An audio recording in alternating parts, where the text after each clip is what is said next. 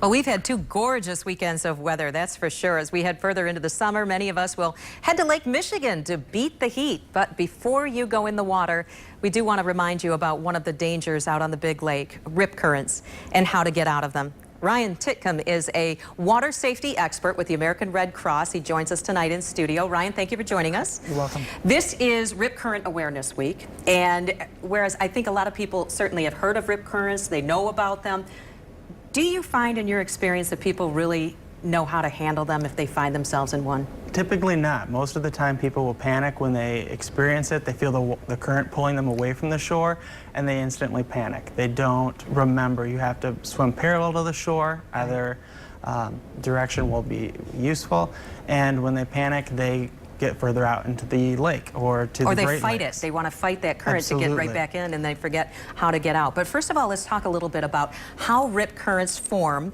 We have a graphic right here to show you what it's like when they are actually happening out in the water. Can you tell us?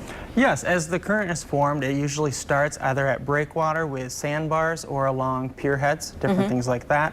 It's important to remember that you stay at least 100 feet away from a pier head, but the current pulls you out into the middle of the lake.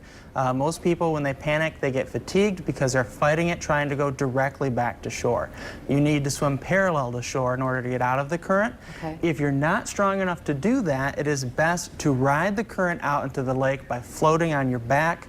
That way you can rest. Once the current relaxes, you then can swim back to shore safely. Okay, so like this graphic indicates, sort of ride that out, and then when you feel like it sort of gives way a little bit, you start going parallel to shore. Exactly. That way you can hopefully come back in. The problem with the rip current is you don't know how far it's going to take you out. Exactly, and that is the downside. So as you're riding the wave or the current out into the lake, that's your opportunity to shout and to wave for help, get people's attention.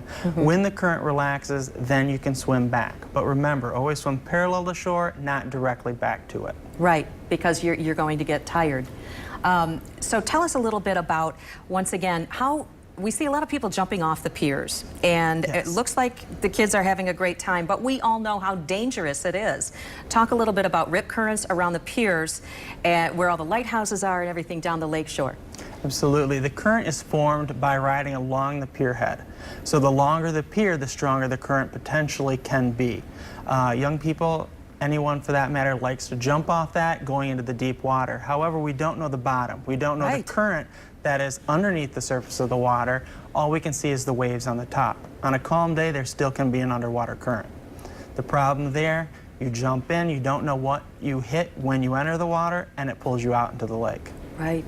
So it's something to keep in mind there, too. Don't want to necessarily jump off the piers. And, of course, a way to always combat any conditions out in the water, wear a life jacket. Absolutely.